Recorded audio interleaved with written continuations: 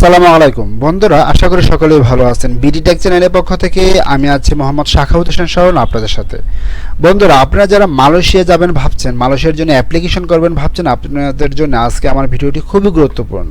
কেননা আজকে আমি আমার ভিডিওতে আলোচনা করব মালয়েশিয়া ভিসার জন্য আবেদন করতে হলে আপনাদেরকে কি কি ডকুমেন্ট সাবমিট করতে হবে, কিভাবে সাবমিট করতে হবে, কিভাবে আপনারা ঘরে বসে অনলাইনের মাধ্যমে আবেদন করবেন, কিভাবে আপনারা ভিসা ফি পেমেন্ট করবেন এবং ঠিক কতদিনের ভিসা আপনার পেয়ে যাবেন, কতদিন সময় লাগবে এবং কোন কোন ক্যাটাগরির ভিসা এই মুহূর্তে মালয়েশিয়া দিচ্ছে, বিস্তারিত আমার আজকের ভিডিওতে আপনারা পেয়ে যাবেন। সো ধৈর্য সহকারী বন্ধুরা এই ভিডিওটি না টেনে ফুল ভিডিওটি দেখার চেষ্টা করবেন।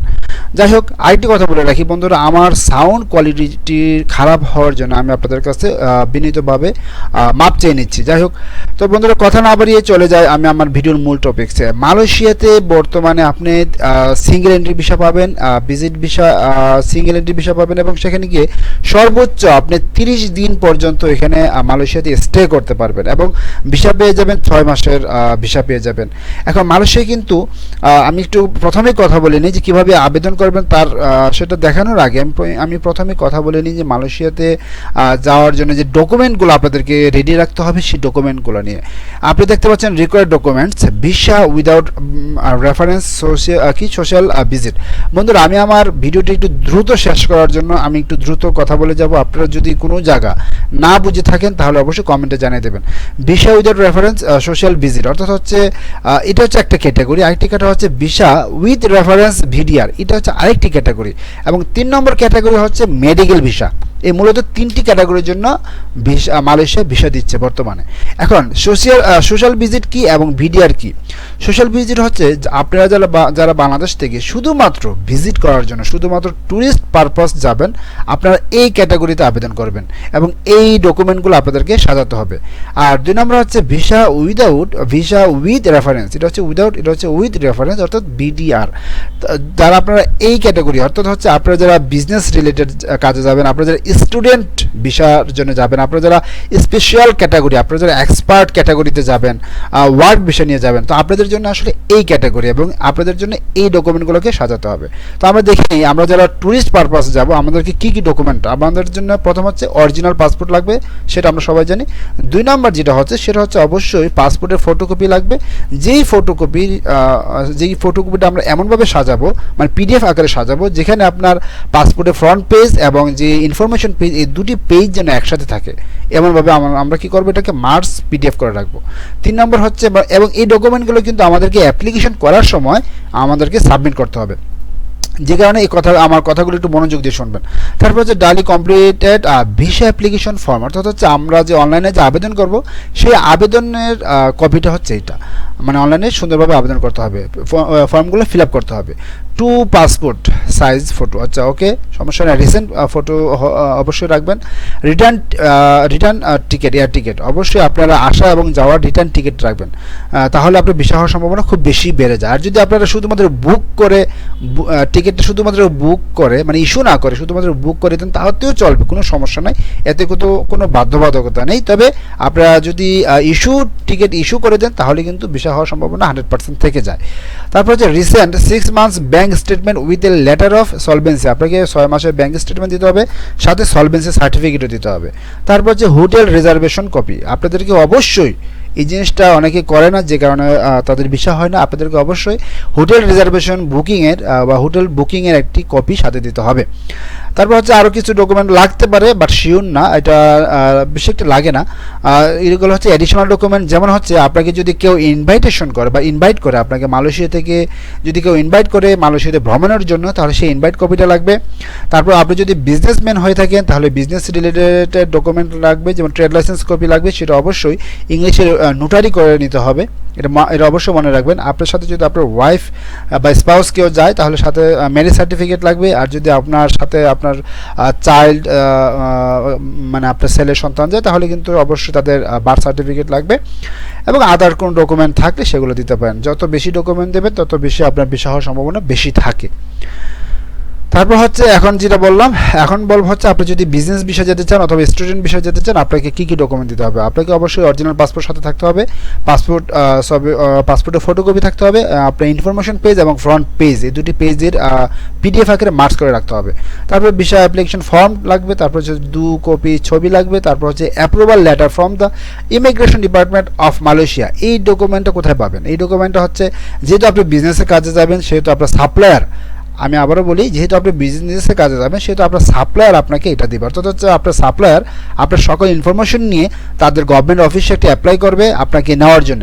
তো গভর্নমেন্ট অফিস যদি আপনাকে পারমিশন দেয় ঠিক তখনই আপনি মালয়েশিয়াতে যেতে পারবেন, এবং সেই পারমিশন কপিটা তারা আপনাকে মেলে পাঠিয়ে দেবে, আপনি সেই কপিটা দিয়ে আবেদন করবেন। যাই হোক, তারপর হচ্ছে অবশ্যই এয়ার টিকিট লাগবে এবং আদার ডকুমেন্ট যেগুলো আছে যেটা বললাম এই ডকুমেন্টগুলো লাগবে।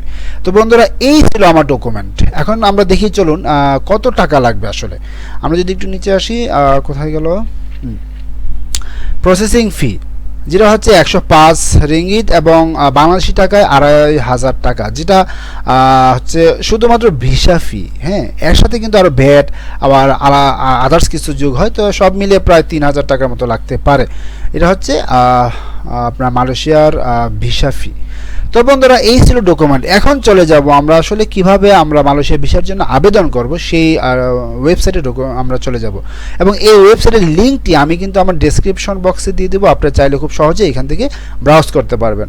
তো প্রথমে একটি নোটিশ চলে আসছে, নোটিশটি আপনারা দেখতে পাচ্ছেন যে effective from December 1, 2023 until December 31, 2026, অর্থাৎ হচ্ছে একটি নোটিশ আছে যেটা 23 থেকে 26 পর্যন্ত থাকবে, যেটা হচ্ছে যারা চাইনিজ আছে অথবা যারা ইন্ডিয়ান আছে, আপনারা কোনো রকম কি লিখছে, people Republic of China exempted from visa requirements, আপনাদের কোনো রকম ডকুমেন্টস ছাড়াই আপনারা খুব সহজে মালয়েশিয়া ভ্রমণ করতে পারবেন।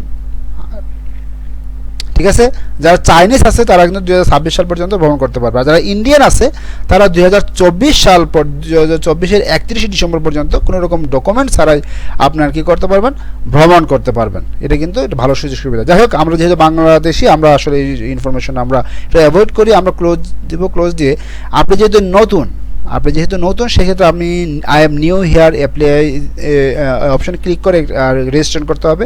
আর আপনি যদি পুরাতন হয় অর্থাৎ হচ্ছে আপনার যদি পূর্বে রেজিস্ট্রেশন করা থাকে তাহলে আপনি লগইনে চলে যাবেন।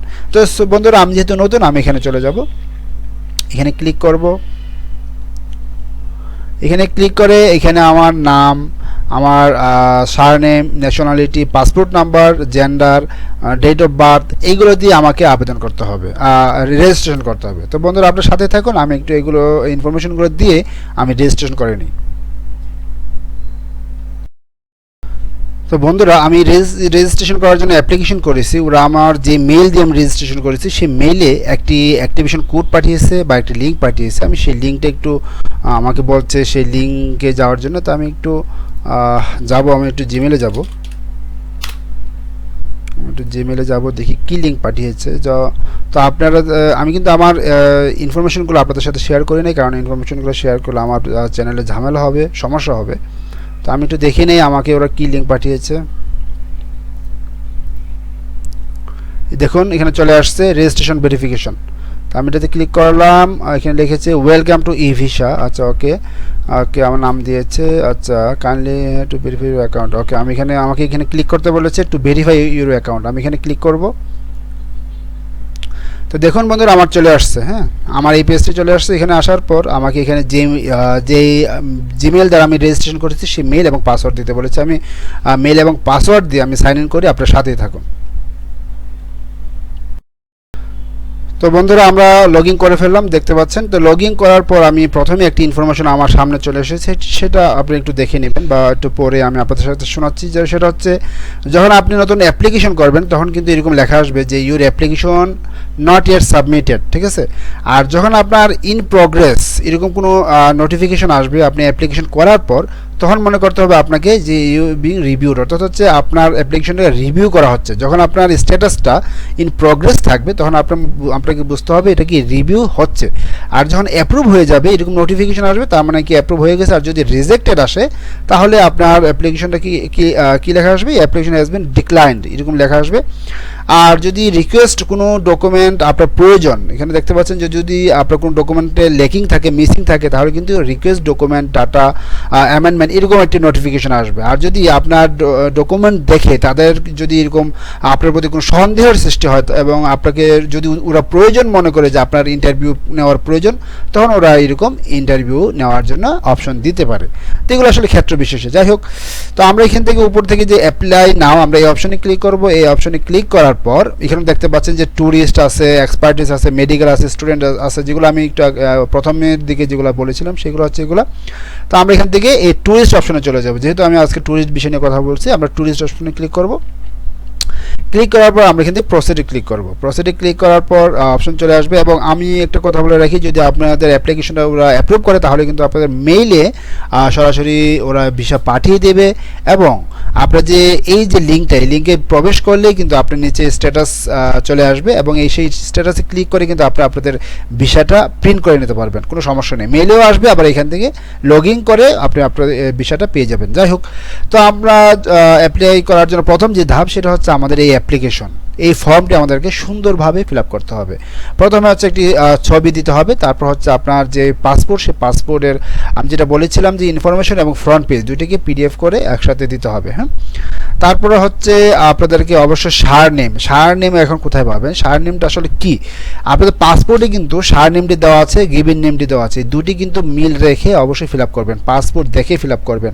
ডেট অফ বার্থ, ন্যাশনালিটি অবশ্যই পাসপোর্ট দেখে ফিল আপ করবেন। আর একটি কথা বলে রাখি, কোনো ইনফরমেশন আপনি নিজে ফিল আপ করতে যাবেন না, আপনি অবশ্যই পাসপোর্ট দেখে তারপর ফিল আপ করবেন, মিল রেখে। ঠিক আছে, পাসপোর্টে যদি ভুলও হয়ে থাকে তারপরে সেই ভুলটাই আপনি এখানে লিখতে হবে, আপনি নিজ থেকে কোনো কিছুই লিখবেন না। আচ্ছা, তারপর জেন্ডার তো অবশ্যই জানেন, ফোন নাম্বার অবশ্যই আপনারটা দিবেন, আপনার জিমেলটা দিবেন, যে মেইলে আপনার ওরা ভিসা পাঠিয়ে দেবে। ভিসা টাইপ এখানে অবশ্যই এখান থেকে সিঙ্গেল এন্ট্রি ভিসা দিবেন, আর এই মুহূর্তে মাল্টিপল, আপনি যেহেতু প্রথম আপনাকে মাল্টিপল ভিসা দিবে না। তারপর হচ্ছে এখান থেকে ক্যাটাগরি কি, বিজনেস, অফিসিয়াল ট্যুর, আমি এখান থেকে ট্যুর দিয়ে দিব। ট্রাভেল ডকুমেন্ট, এখন ট্রাভেল ডকুমেন্ট কি, আপনি অবশ্যই ইন্টারন্যাশনাল পাসপোর্ট হচ্ছে আপনার ট্রাভেল ডকুমেন্ট। ঠিক আছে, আর পাসপোর্ট যে নাম্বারটা, সেই নাম্বারটা হচ্ছে ডকুমেন্ট নাম্বার, এটা মনে রাখবেন। তারপরে হচ্ছে প্লেস অফ ইস্যু বা কান্ট্রি, অবশ্যই এখান থেকে বাংলাদেশ দিয়ে দিবেন। তারপর হচ্ছে পাসপোর্টের যে ইস্যু ডেট, সেই ইস্যু ডেট এখানে দিয়ে দিবেন। ইস্যু ডেটটা কোথায় পাবেন? পাসপোর্টের নিচের দিকে তাকালে দেখবেন ইস্যু ডেট আছে, তারপর এক্সপায়ার ডেট আছে। তো ইস্যু এবং এক্সপায়ার ডেটটি অবশ্যই পাসপোর্ট দেখে তারপর দিবেন। এখন অ্যাড্রেস ইন মালয়েশিয়া, এখন আপনার তো মালয়েশিয়াতে কোনো পরিচিত নাই বা আপনার কোনো অ্যাড্রেস জানা নাই, সেক্ষেত্রে কী করবেন? সেক্ষেত্রে হচ্ছে আপনি যে হোটেল বুকিং করেছিলেন সেই হোটেল বুকিংয়ের সকল অ্যাড্রেসটা এখানে দিয়ে দেবেন। যেমন হোটেলের নাম দিতে পারেন, হোটেলের অ্যাড্রেস দিতে পারেন, হোটেলের পোস্ট কোড দিতে পারেন, সব কিছু কিন্তু হোটেলের অ্যাড্রেসে সব কিছু দেওয়া থাকে। তো সেটা কীভাবে খুঁজে বের করবেন, যদি আপনারা বের করতে না পারেন আমাকে কমেন্টে জানিয়ে দেবেন, আমি আপনাদেরকে আরেকটা ভিডিও দেখিয়ে দিব যে কীভাবে আপনারা মালয়েশিয়াতে হোটেল খুব সহজে খুঁজে বের করবেন এবং কোনো রকম টাকা ছাড়া বিনা পয়সা আপনি চাইলে মালয়েশিয়াতে হোটেল বুকিংও করতে পারেন। তো এইসব যদি আপনার কোনো প্রবলেম হয় বুকিং করতে, তাহলে আমার সাথে যোগাযোগ করতে পারেন, আমার সাথে কন্ট্যাক্ট করলে আমি এগুলো এইসব ব্যাপারে হেল্প করতে পারবো। তো সিটি অবশ্যই আপনি হোটেল বুকিং করলে সেখানে পেয়ে যাবেন। তারপর হচ্ছে কারেন্ট লোকাল অ্যাড্রেস, বাংলাদেশে আপনি একটি লোকাল অ্যাড্রেস দেবেন যেখান থেকে ওরা আপনাদের সাথে যোগাযোগ করতে পারে প্রয়োজনে। এখন সবচেয়ে ইম্পর্টেন্ট হচ্ছে আপলোড ডকুমেন্ট। এখানে হচ্ছে একটি দেখতে পাচ্ছেন যে টিকেটের কপি এখানে আপলোড করতে হবে। আপনার যদি টিকিটটি ইস্যু করা না থাকে, শুধুমাত্র বুকিং করা থাকে, সেটাও হবে, কোনো প্রবলেম নেই। তবে ইস্যু করা থাকলে আপনার ভিসা পাওয়ার সম্ভাবনা 100%। হোটেল বুকিংও সেম একই রকম, পিডিএফ ফাইল দিতে হবে, এখানে এখানে রেখে দিয়েছে যে পিডিএফ। তারপর হচ্ছে লাস্ট ব্যাঙ্ক স্টেটমেন্ট, অবশ্যই ব্যাঙ্ক স্টেটমেন্ট 6 মাসে দিতে হবে। হ্যাঁ, এখন ব্যাংকে কত টাকা থাকতে হবে সে বিষয়ে আপনারা অনেকেই কনফিউশনে থাকেন। তো ব্যাংকে আসলে খুব বেশি টাকা থাকা লাগবে না, আপনার যদি 1.5 লাখ থেকে 2 লাখ টাকা থাকে তাতেই এনাফ ভিসা পাওয়ার জন্য।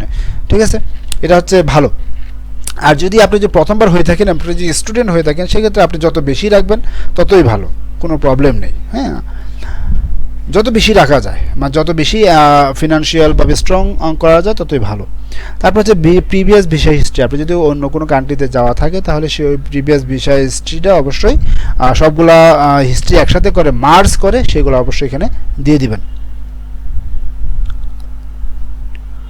তারপর হচ্ছে আদার ডকুমেন্টে কী দিবেন? আদার ডকুমেন্টে আসলে নির্দিষ্ট করে কোনো কিছু বলা নেই, তবে আমি একদম প্রথম দিকে যে কিছু ডকুমেন্ট দেখিয়েছিলাম সেই ডকুমেন্টগুলো কিন্তু এখানে দিয়ে দিতে পারেন। যেমন আপনি যদি বিজনেসম্যান হয়ে থাকেন, ট্রেড লাইসেন্সের কপি, মানে আপনার কথা আপনার প্রমাণ করার জন্য যে আপনি আসলে একজন সার্ভিস হোল্ডার বা একজন বিজনেসম্যান, বা আপনার ভালো স্ট্রং আপনার ফিনান্সিয়াল ডকুমেন্ট ভালো, সকল ডকুমেন্ট আপনি যত বেশি দিবেন ততই আপনার জন্য ভালো। যেমন ফিনান্সিয়াল ডকুমেন্ট কী দিবেন, ফিনান্সিয়াল ডকুমেন্ট আপনি ব্যাংক সলভেন্সি দিতে পারেন, তারপরে আপনার এফডিআর থাকলে এফডিআর দিতে পারেন, কোনো সঞ্চয়পত্র থাকলে সঞ্চয়পত্র ডকুমেন্ট দিতে পারেন।